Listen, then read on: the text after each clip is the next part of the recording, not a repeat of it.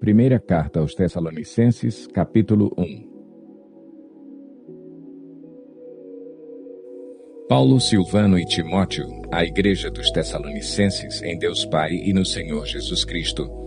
A vocês, graça e paz da parte de Deus e de nosso Senhor Jesus Cristo. Sempre damos graças a Deus por todos vocês, mencionando-os em nossas orações. Lembramos continuamente diante de nosso Deus e Pai o que vocês têm demonstrado, o trabalho que resulta da fé, o esforço motivado pelo amor e a perseverança proveniente da esperança em nosso Senhor Jesus Cristo. Sabemos, irmãos, amados de Deus, que Ele os escolheu porque o nosso Evangelho não chegou a vocês somente em palavra, mas também em poder, no Espírito Santo e em plena convicção. Vocês sabem como procedemos entre vocês em seu favor. De fato, vocês se tornaram nossos imitadores e do Senhor, pois, apesar de muito sofrimento, receberam a palavra com alegria que vem do Espírito Santo. Assim, tornaram-se modelo para todos os crentes que estão na Macedônia e na Acaia. Porque, partindo de vocês, propagou-se a mensagem do Senhor na Macedônia e na Acaia. Não somente isso, mas também por toda parte tornou-se conhecida a fé que vocês têm em Deus. O resultado é que não temos necessidade de dizer mais nada sobre isso, pois eles mesmos relatam de que maneira vocês nos receberam e como se voltaram para Deus, deixando os ídolos a fim de servir ao Deus vivo e verdadeiro e esperar dos céus seu Filho, a quem ressuscitou dos mortos, Jesus, que nos livra da ira que há de vir. Capítulo 2. Irmãos, vocês mesmos sabem que a visita que lhes fizemos não foi inútil. Apesar de termos sido maltratados e insultados em Filipos, como vocês sabem, com a ajuda de nosso Deus tivemos coragem de anunciar-lhes o Evangelho de Deus em meio a muita luta. Pois nossa exortação não tem origem no erro, nem em motivos impuros, nem temos intenção de enganá-los. Ao contrário, como homens aprovados por Deus para nos confiar o Evangelho, não falamos para agradar pessoas, mas a Deus que prova o nosso coração. Vocês bem sabem que a nossa palavra nunca foi de bajulação, nem de pretexto para ganância. Deus é testemunha. Nem buscamos reconhecimento humano, quer de vocês, quer de outros. Embora como apóstolos de Cristo pudéssemos ter sido um peso, fomos bondosos quando estávamos entre vocês, como uma mãe que cuida dos próprios filhos. Sentindo assim tanta afeição por vocês, decidimos dar-lhes não somente o Evangelho de Deus, mas também a nossa própria vida, porque vocês se tornaram muito amados por nós. Irmãos, certamente vocês se lembram do nosso trabalho esgotante e da nossa fadiga. Trabalhamos noite e dia para não sermos pesados a ninguém enquanto lhes pregávamos o Evangelho de Deus. Tanto vocês como Deus são testemunhas de como nos portamos de maneira santa, justa e irrepreensível entre vocês, os que creem. Pois vocês sabem que tratamos cada um como um pai trata seus filhos, exortando, consolando e dando testemunho para que vocês vivam de maneira digna de Deus, que os chamou para o seu reino e glória. Também agradecemos a Deus sem cessar o fato de que, ao receberem de nossa parte a palavra de Deus, vocês a aceitaram, não como palavra de homens, mas conforme ela verdadeiramente é, como palavra de Deus que atua com eficácia em vocês, os que creem. Porque vocês, irmãos, tornaram-se imitadores das igrejas de Deus em Cristo Jesus que estão na Judeia. Vocês sofreram da parte dos seus próprios conterrâneos as mesmas coisas que aquelas igrejas sofreram da parte dos judeus que mataram o Senhor Jesus e os profetas e também nos perseguiram. Eles desagradam a Deus e são hostis a todos, esforçando-se para nos impedir que falemos aos gentios e estes sejam salvos. Dessa forma, continuam acumulando seus pecados. Sobre eles, finalmente, veio a ira.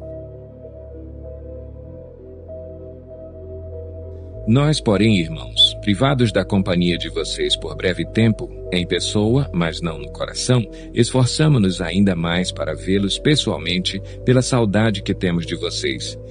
Quisemos visitá-los, eu mesmo, Paulo, o quis, e não apenas uma vez, mas duas. Satanás, porém, nos impediu. Pois quem é a nossa esperança, alegria ou coroa em quem nos gloriamos perante o Senhor Jesus na sua vinda? Não são vocês?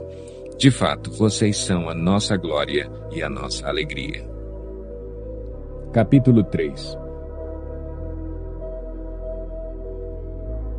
Por isso, quando não podemos mais suportar, achamos por bem permanecer sozinhos em Atenas e assim enviamos Timóteo, nosso irmão e cooperador de Deus no Evangelho de Cristo, para fortalecê-los e dar-lhes ânimo na fé, para que ninguém seja abalado por essas tribulações.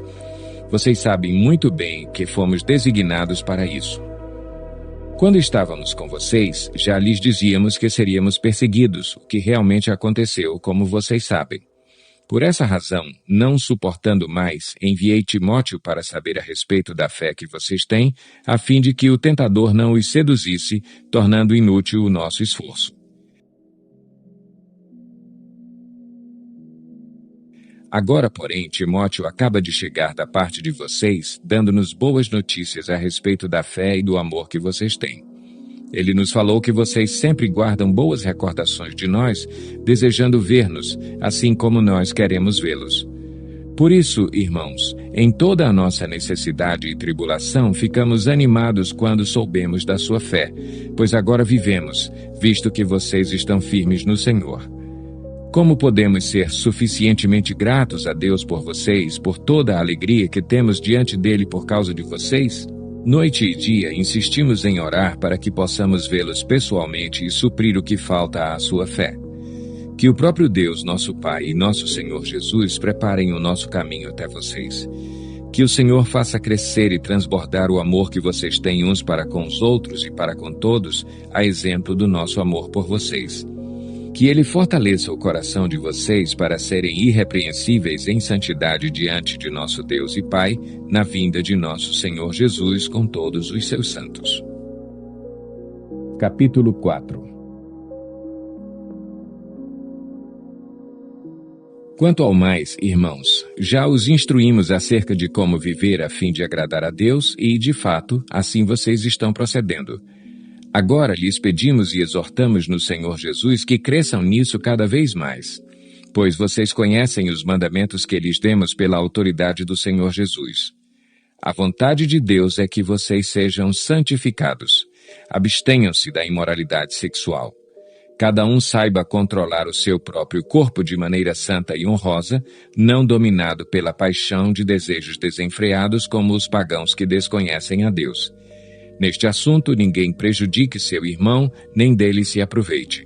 O Senhor castigará todas essas práticas, como já lhes dissemos e asseguramos. Porque Deus não nos chamou para a impureza, mas para a santidade. Portanto, aquele que rejeita estas coisas não está rejeitando o homem, mas a Deus que lhes dá o seu Espírito Santo. Quanto ao amor fraternal, não precisamos escrever-lhes, pois vocês mesmos já foram ensinados por Deus a se amarem uns aos outros. E, de fato, vocês amam todos os irmãos em toda a Macedônia. Contudo, irmãos, insistimos com vocês que cada vez mais assim procedam. Esforcem-se por ter uma vida tranquila, cuidar dos seus próprios negócios e trabalhar com as próprias mãos, como nós os instruímos, a fim de que andem decentemente aos olhos dos que são de fora e não dependam de ninguém.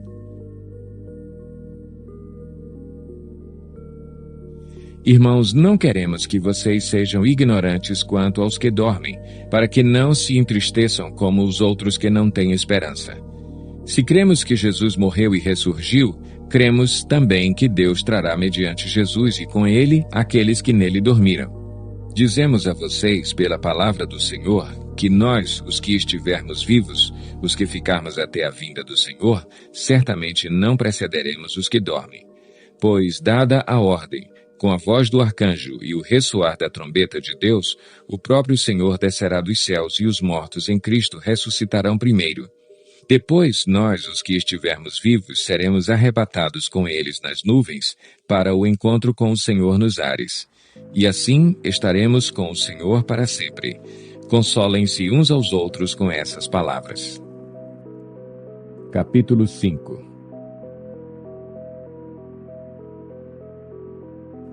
Irmãos, quanto aos tempos e épocas, não precisamos escrever-lhes, pois vocês mesmos sabem perfeitamente que o dia do Senhor virá como ladrão à noite. Quando disserem paz e segurança, a destruição virá sobre eles de repente, como as dores de parto à mulher grávida, e de modo nenhum escaparão. Mas vocês, irmãos, não estão nas trevas para que esse dia os surpreenda como ladrão. Vocês todos são filhos da luz, filhos do dia. Não somos da noite nem das trevas. Portanto, não durmamos como os demais, mas estejamos atentos e sejamos sóbrios. Pois os que dormem, dormem de noite, e os que se embriagam, embriagam-se de noite. Nós, porém, que somos do dia, sejamos sóbrios, vestindo a couraça da fé e do amor e o capacete da esperança da salvação. Porque Deus não nos destinou para a ira, mas para recebermos a salvação por meio de nosso Senhor Jesus Cristo. Ele morreu por nós para que, quer estejamos acordados, quer dormindo, vivamos unidos a Ele. Por isso, exortem-se e edifiquem-se uns aos outros, como de fato vocês estão fazendo. Agora lhes pedimos, irmãos, que tenham consideração para com os que se esforçam no trabalho entre vocês, que os lideram no Senhor e os aconselham. Tenham-nos na mais alta estima, com amor, por causa do trabalho deles. Vivam em paz uns com os outros. Exortamos vocês, irmãos, a que advirtam os ociosos, confortem os desanimados, auxiliem os fracos, sejam pacientes para com todos. Tenham cuidado para que ninguém retribua o mal com o mal, mas sejam sempre bondosos uns com os outros e para com todos. Alegrem-se sempre. Orem continuamente. Deem graças em todas as circunstâncias, pois esta é a vontade de Deus para vocês em Cristo Jesus. Não apaguem o espírito. Não tratem com desprezo as profecias, mas ponham à prova todas as coisas e fiquem com o que é bom. Afastem-se de toda forma de mal. Que o próprio Deus da paz os santifique inteiramente. Que todo o espírito, a alma e o corpo de vocês sejam preservados irrepreensíveis na vinda de nosso Senhor Jesus Cristo. Aquele que os chama é fiel e fará isso. Irmãos, orem por nós. Saúdem todos os irmãos com beijo santo. Diante do Senhor, encarrego vocês de lerem esta carta a todos os irmãos. A graça de nosso Senhor Jesus Cristo seja com vocês.